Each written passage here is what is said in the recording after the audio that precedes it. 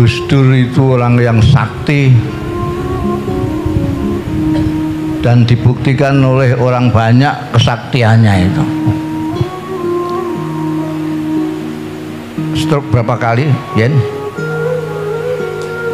3 kali stroke. Masih lari-lari Amerika Tulungagung. Karu-karuan. Seminggu sebelum wafat masih ke rumah saya.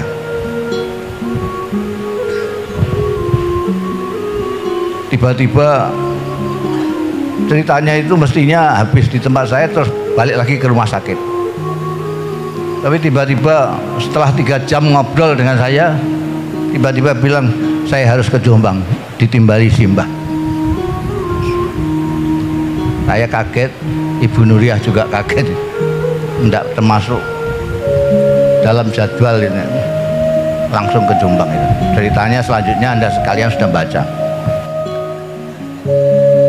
Jadi kalau Gus Dur yang sakti saja wafat, apalagi kita yang tidak begitu sakti. Banyak orang-orang besar, orang-orang hebat, pejabat-pejabat mati. Ada yang bilang alhamdulillah, ada orang mati padahal orang besar, tapi orang alhamdulillah karena dia selama hidupnya menjadi beban. Jadi ketika mati beban dirasa hilang, alhamdulillah. Ada orang yang mati diperingati oleh keluarganya sampai 1000 hari, habis itu sudah.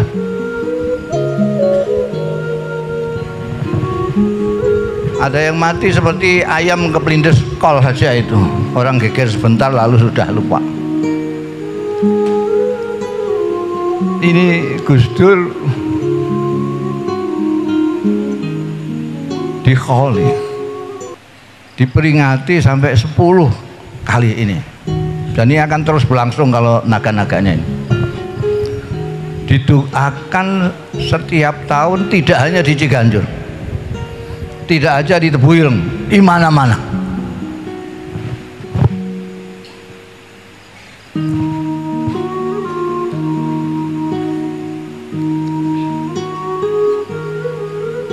Ini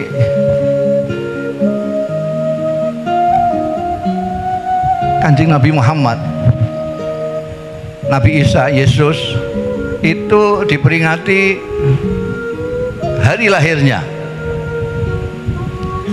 Kanjeng Nabi Muhammad diperingati hari lahirnya, Muludan itu. Yesus diperingati hari lahirnya, Natal itu. Jadi sampean kalau selamat Natal ya sama dengan selamat Muludan gitu. Jadi tidak usah ribut-ribut. Pentau untuk ribut perkara selam.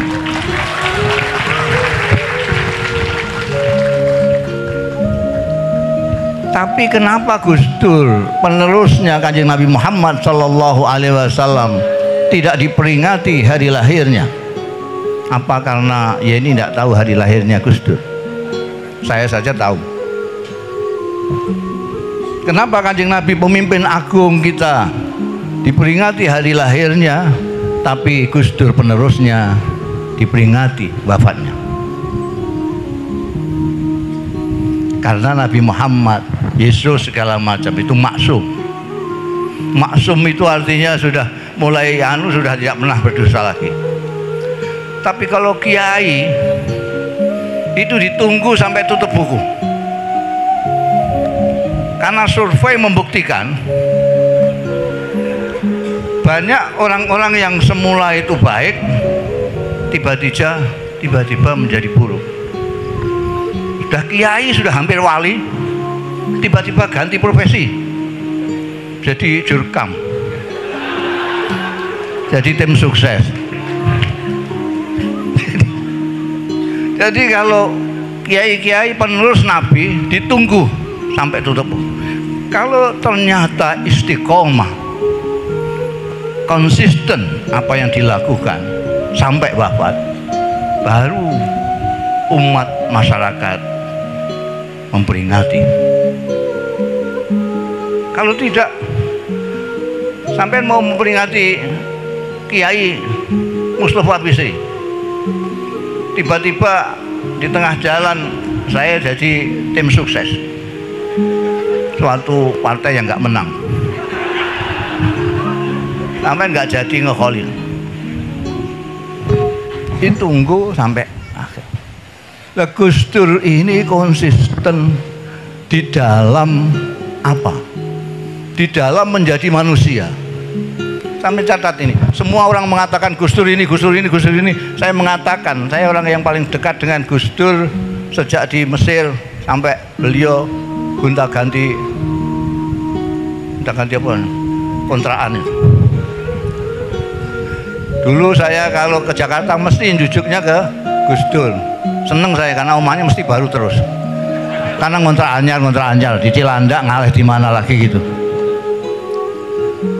Saya tidurnya tempat tidurnya anak-anak ini. Jadi Gus Dur itu orang yang tidak tahu. Gus Dur itu ngaji itu jelajah pondok. Pondok di Jombang semua pernah dipanggil. Pondok Tambak Beras yang usul fikih, pondok Denanya yang fikih, pondok Sarang yang nahu sorop, pondok Krapyak yang lughat, pondok sampai pondok Tegalrejo yang apa itu tasawuf. Mulai nahwu sorop sampai tasawuf dipelajari, ngaji semua, sehingga sampai ke tataran jadi manusia. Jadi sampai kalau ngaji sudah sampai tingkat atas, sampai jadi manusia. Kalau belum itu kadang-kadang masih bau buaya.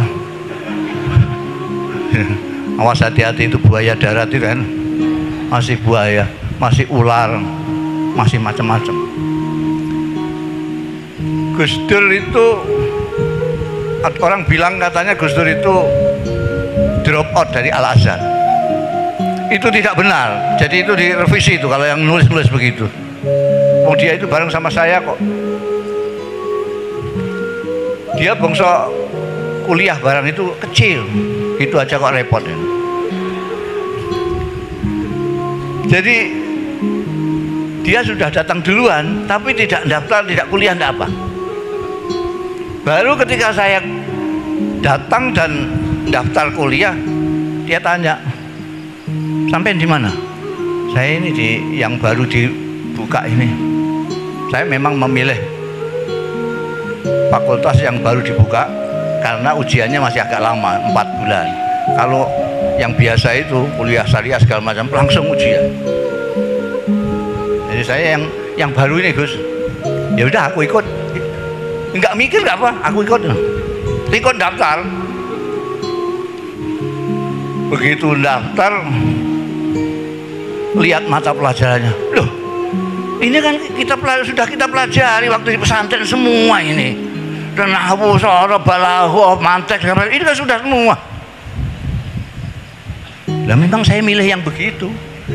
Saya kan tidak pernah sekolah. Saya tahunya cuma pondok pesantren. Saya supaya akrab ya pilih yang madahnya itu saja. Mata pelajarannya itu. Wah, ini kan habis-habisin umur ini. Langsung kirim daftar ke Fakultas Sastra di Baghdad. Jadi dia tidak pernah kuliah, memang bukan drop out. Di Azhar tidak kuliah.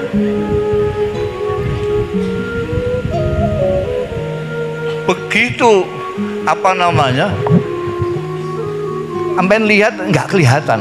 Seperti sekarang kan di Jakarta ini kan kelihatan, wah ini kiai ini ustadz ini ustadz sungguhan apa enggak ya? Enggak jelas. Pokoknya ketok loh, agamawan itu ketok. Serbannya gedian. Gus Dur ya. Kami batik non saya Mbak Nur kami batik cekak segini nih. Kadang-kadang orang minggu gak salin.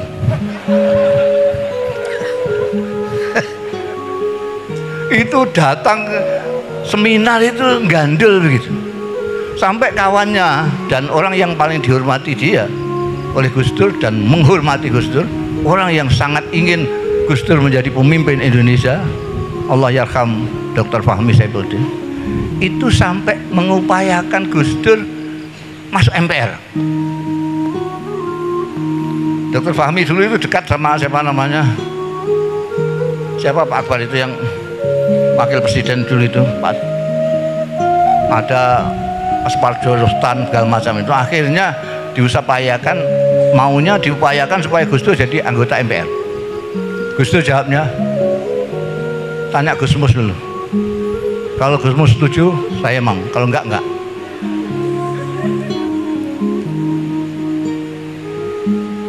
Tanya saya Dr. Fahmi, Gus, ini saya mau usahakan Gus Dur masuk MPR. Tidak setuju, enggak setuju. Saya langsung gitu aja, enggak. Nah, ini rusak nanti Gus Dur ini. Udah baik-baik ke situ malah rusak. Gus Dur enggak bisa mempengaruhi orang-orang itu, enggak bisa. Malah yang pasti itu Gus Dur nanti malah dipengaruhi oleh mereka. Apa kata Dr. Fahmi? Nah, itu yang kita inginkan, yaitu supaya Gus Dur terpengaruh mereka. Saya kan bingung, saya musuh dokter ini bingung aku geneman ini. Lu bagaimana maksud sampean bagaimana? Lu sampean sendiri kan kita pernah ikut seminar di Sinar Kasih di mana-mana itu. Gelantungan gitu itu, sandalnya japit, lambine buate kena wis tambalan gak karuan kena. Padahal dia ditunggu-tunggu di dalam seminar itu. Nah, kita kan maunya enggak begitu. Maunya kita jadi pemimpin. Jadi kalau nanti dia di MPR, sebentar saja, nanti dia sudah akan bisa pakai sepatu, bisa pakai desi, bisa pakai jas. Ternyata tujuannya itu toh. Dan memang berhasil. Jadi presiden mesti iso sepatunan. Ini betul. Dan sampai saya itu kadang-kadang lupa kalau Gus Dur itu sudah jajah pondok kemana-mana itu. Ketika dia diminta oleh Mbah Lim di Klaten untuk ngimami subuh, saya itu sempat was-was sih, iki iso kunut apa ora.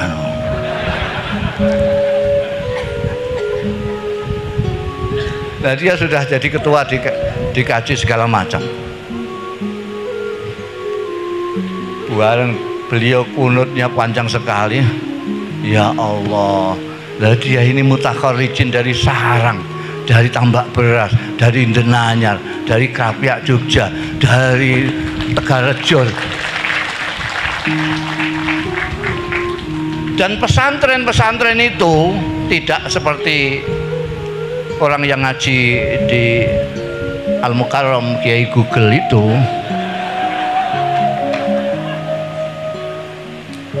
Antara dua, santri diminta untuk apakah dia setelah ngalim mengajarkan ilmunya atau mengamalkan. Tapi yang terbanyak adalah mengamalkan ilmunya.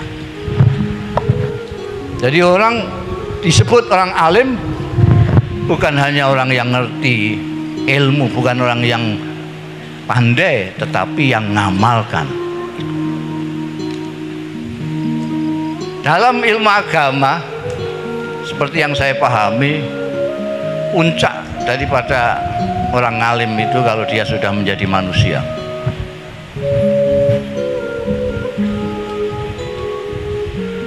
Manusia seperti Kanjeng Nabi Muhammad Sallallahu Alaihi Wasallam, manusia yang mengerti manusia, manusia yang memanusiakan manusia. Sekarang banyak sekali pemimpin itu yang tampaknya seperti manusia, tapi nggak ngerti manusia. Kalau tidak seperti dia, dianggap tidak manusia. Jadi ukurannya manusia itu dia. Tidak.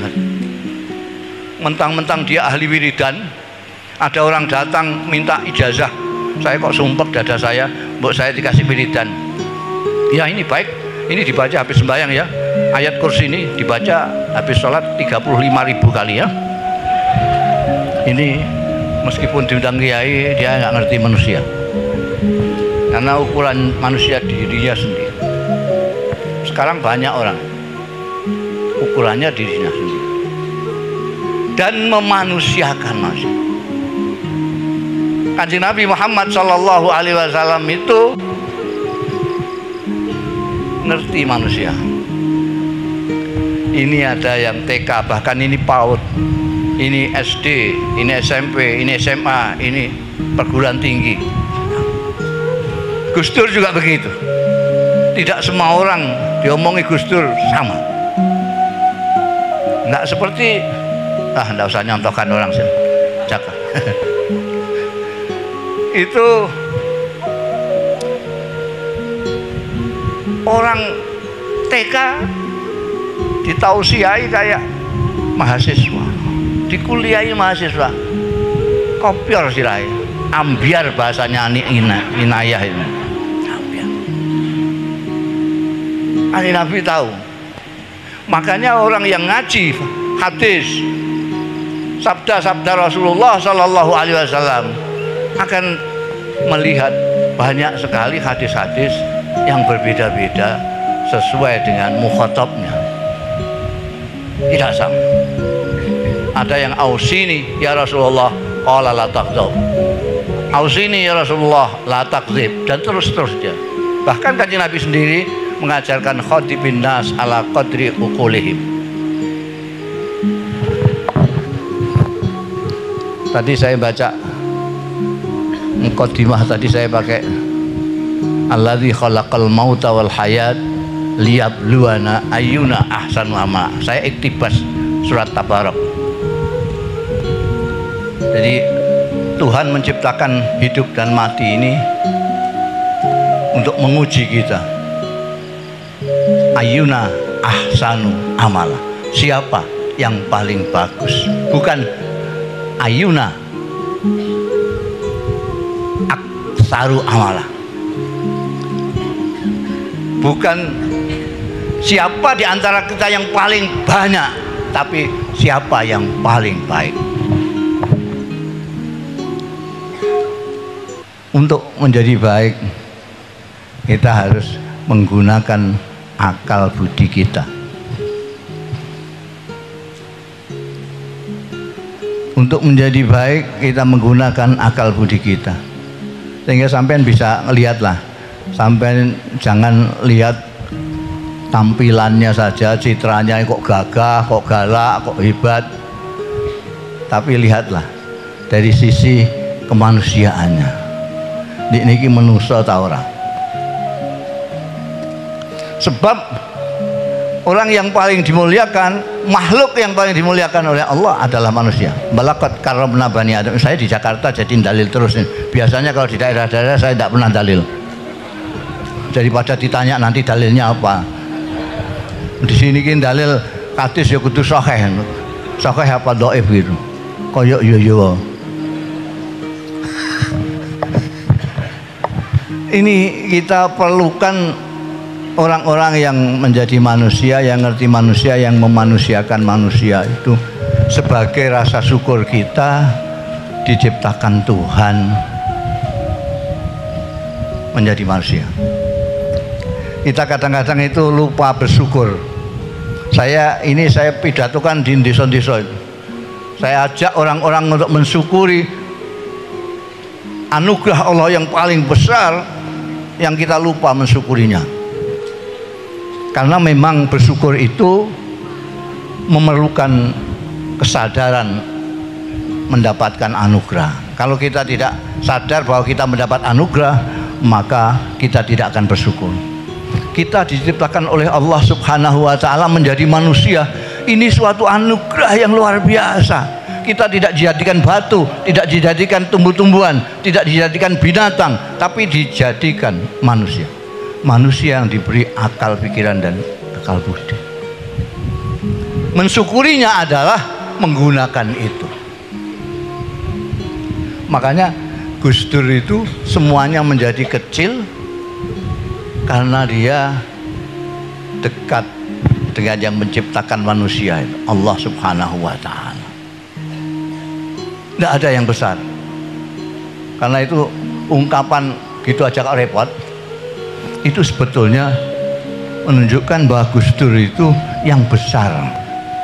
Ini yang besar hanya Allah, kemudian Indonesia, kemudian bangsa Indonesia, umat.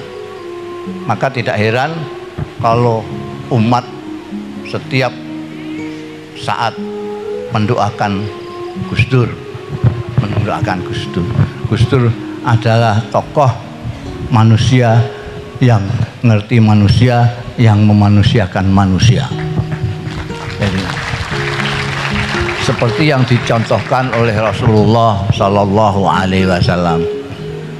Gus Dur itu seperti sering tadi dikatakan juga, hampir saya tidak pernah jumpa orang yang suka menertawakan dirinya sendiri. Gus Dur paling sering, bahkan pernah suatu ketika karena dia mentertawakan dirinya sendiri, saya yang kena imbas buruknya.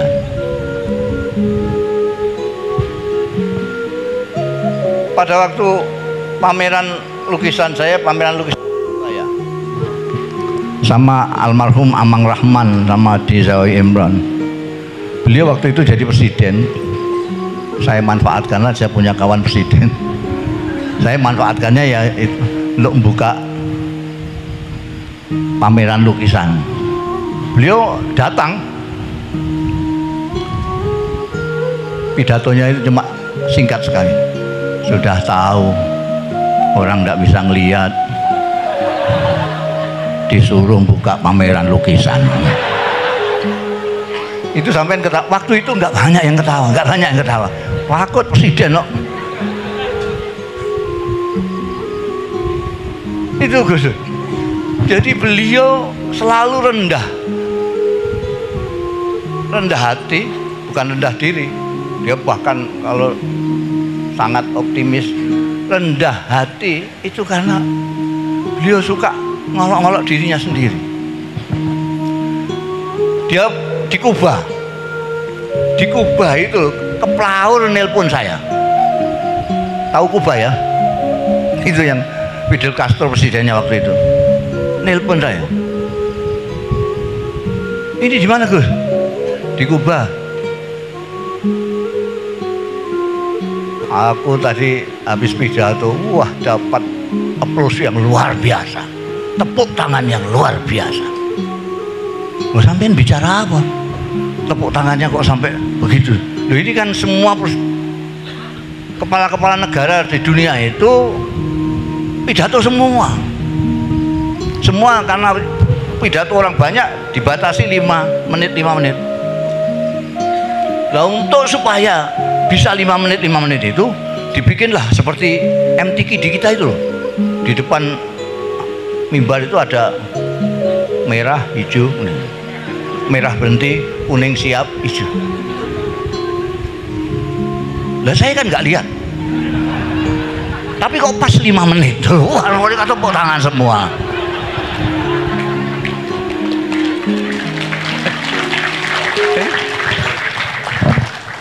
Tapi yang paling itu yang saya katakan, beliau ngolok-ngolok dirinya sendiri tapi mengorbankan saya. Karena tentu orang-orang yang baca itu yang dimarahi saya.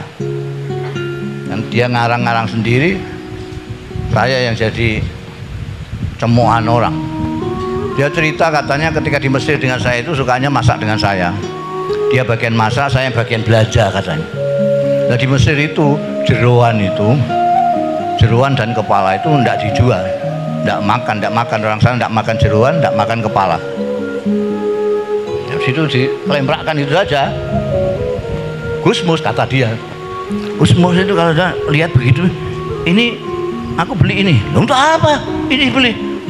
Pokoknya saya belilah. Oh ini tidak dibeli aja, mungkin dikasihkan. Murah sekali, karena nggak dimakan. Untuk apa kamu beli ginian? untuk makanin anjing aku. Untuk makanin anjing. Saya bilang gitu katanya Gus Dur. Jadi setiap hari kita masak itu jeruan terus ati rempel. Setelah saya pindah ke Irak, Gus Mus gak pernah ke pasar lagi karena tidak ada partner masaknya lagi, sudah tidak ada. Suatu ketika waktu di pasar ketemu penjual ayam itu, loh, ini kamu kok tidak pernah kesini lagi? Katanya Gus Dur. Saya jawab, nah ini anjingnya sudah pindah ke Irak. Lah kan kacau itu. Asli ini Gus Dur. Saya tidak ikut-ikut ini. Jadi Gus Dur itu tidak ada yang besar, tidak ada, semuanya kecil. Makanya santai sekali.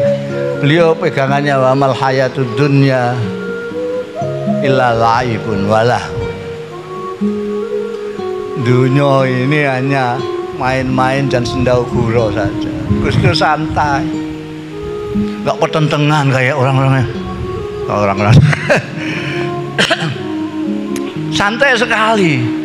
Jadi sampean itu kalau beragama kok pertentangan, sampean harus hijrah.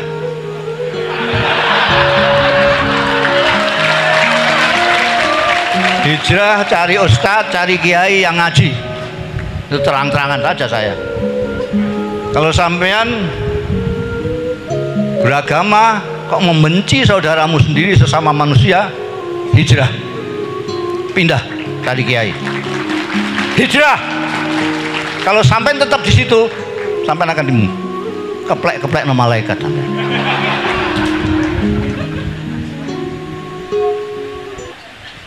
Ada? Jangan. Wa mal hayatud dunya illa lahwun walaib walad darul akhirati khairun lilladzina taqau. Belakangnya apa tulisannya? Afala taqilun? Gak punya akal kamu? Agama itu santai. Wong Tuhan itu sudah perso kita, dapur kita itu Gusti Allah tahu. Aku memang di dapurmu kok kayak sarung, dapur kita. Potongan kita itu potongan. Ya Allah, ini kita ini sudah paling akhir, makhluk paling akhir kita ini. Wong kiamat sudah kemarin itu tahun 2012. Ini udah 20 kan sudah kelewat ini. Jadi sampai masih ngaji, sampai masih selawatan itu udah masih bagus sekali, bagus sekali. Mesti swarganya lah, mesti anu. Kau pertentangan itu lah apa?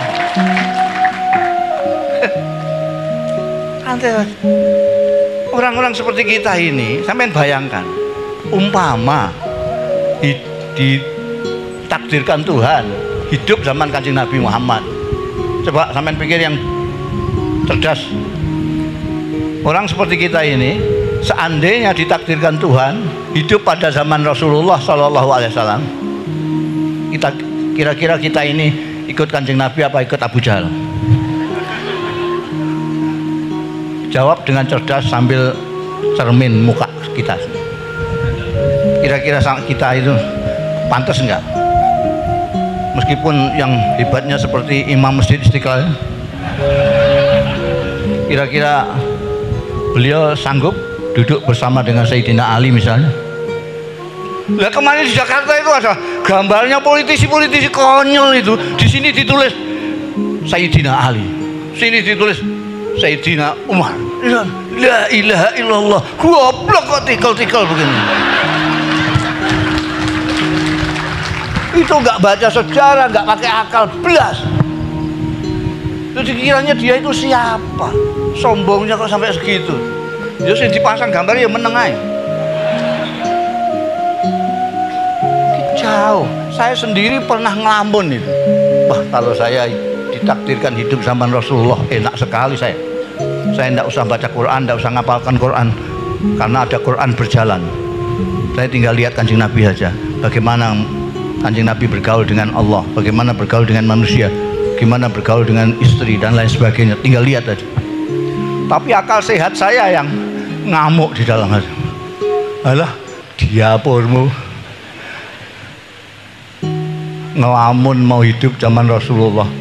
Potongan kamu ini kalau ditakdirkan hidup zaman Rasulullah, nggak akan ikut Rasulullah kamu, pasti ikut Abu Jahal kamu. Dok potong kamu, mesem air raiso kok.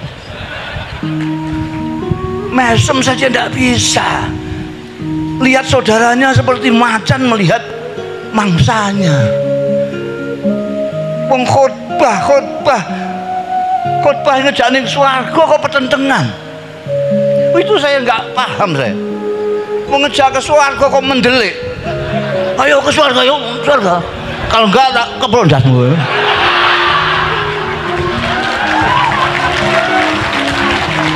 Loh ini bagaimana ini?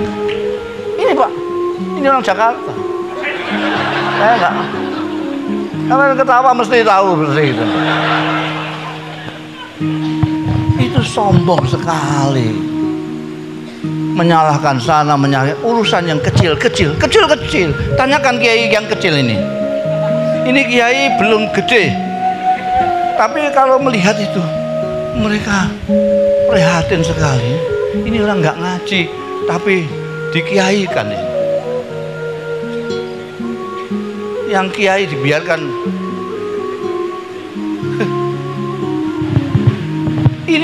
Ini loh.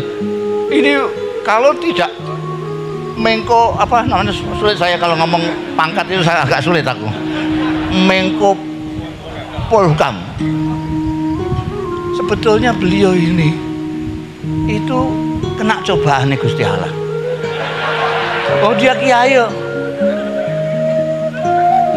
Waktu Gus Dur dia jadi presiden, pertama kali saya rombongan kiai yang dibolehkan masuk. Saya ke istana pertama kali. Habis itu tidak pernah lagi. Pertama semuanya mengucapkan selamat. Semuanya pakai sepatu, saya sandalan sendiri. Itu ada yang jaga. Pakai sandal Pak. Ya, presidenmu dulu ya sandalan gini. Semua mengatakan selamat, termasuk Kiai Sahal Mahmud. Selamat, selamat presiden. Saya bilang, saya bela sungkawa. Saya sendiri yang mengatakan bela sungkawa. Kiai apa-apa jadi presiden. Jujur deh kok lahiran. Sedih loh, alhamdulillah doa saya makbul. Wong apik-apik jadi presiden. Wong apik-apik iki hati-hati sampean ini. Iya. Oh itu jabatan itu merusak uang. Jabatan merusak uang, nek ora kuat-kuat. Mau saya pernah menjabat jadi Rais Am sebentar. Wah rasanya harus kudu fatwa terus saja saya.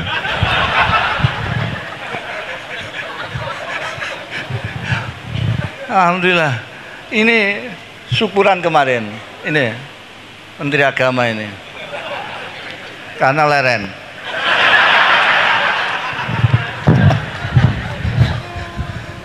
Jadi ini kiai tapi ketutupan. Kiai ketutupan pangkatnya. Ini sebetulnya kiai. Lo dilecehkan di sosial media itu. Saya ngikuti itu. Dibully runner ini. Wah itu nggak ngerti dalil. Lu nggak ngerti dalil gimana? Ini kiai Madura. Mereka itu maksudnya orang harus dah jadi orang pangkat, kiainya hilang. Memang ketok itu hilang. Saya sendiri juga tidak lihat lagi kalau Pak Mahfud ini kiai sudah. Menko Polham, Menko Polhukam. Jadi apa namanya, saya tenang. Sampean kalau kurang yakin dengan omongan saya, sampean tanyakan kiai-kiai yang dekat sini. Ini Kiai Muhsin, ini ada kiai, ini kiai ada Kiai Husain, ada kiai ini semua kiai-kiai. Sampean tanyakan, omong saya benar apa enggak? Jadi beragama itu bukan beban. Kita sudah mikirno regane lombok barang, emeh beragama kok langel ngene ya Allah. Rumangsane Gusti Allah iku rumangsane wajeme ora kan mendelik terus. Lah orang itu lucu. Kalau dia marah, dia bilang Gusti Allah enggak marah. Rumangsane gitu. Kalau dia mangkel, rumangsane Gusti Allah ya mangkel. Lho iku kok ndas kok gedene semono iku. Ini orang terlalu takabur, menyamakan dirinya dengan Gusti Allah. Kalau dia nggak senang, Gusti Allah nggak senang ini. Seenak saja menistakan ini, menistakan itu. Bukan dia purmu sidik-sidik nistakan.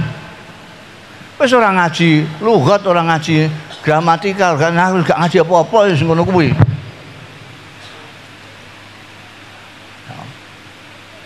Kalau nggak percaya itu Ustadz kamu suruh kesini biar bantah-bantahan sama saya. Mau angkel aku. Pak Mahfud ini pakai dalil. Ini saya dibully. Yang bully siapa? Bukan imamnya, makmumnya. Ada yang bertanya kepada saya, loh itu tapi followernya kok banyak. Kalau itu tidak benar kok followernya banyak. Saya bilang di Quran itu ada wa fauqa kulli dzi ilmin alim. Di atas orang yang alim masih ada yang alim lagi. Di atas orang alim ada yang alim. Jadi jangan sombong. Di atas orang alim ada yang lebih alim. Saya tambahi sendiri di bawah. Batahta kulli jahilin jahul. Yang ketawa sudah paham, jadi tidak usah saya terjemahkan. Wassalamualaikum warahmatullahi wabarakatuh.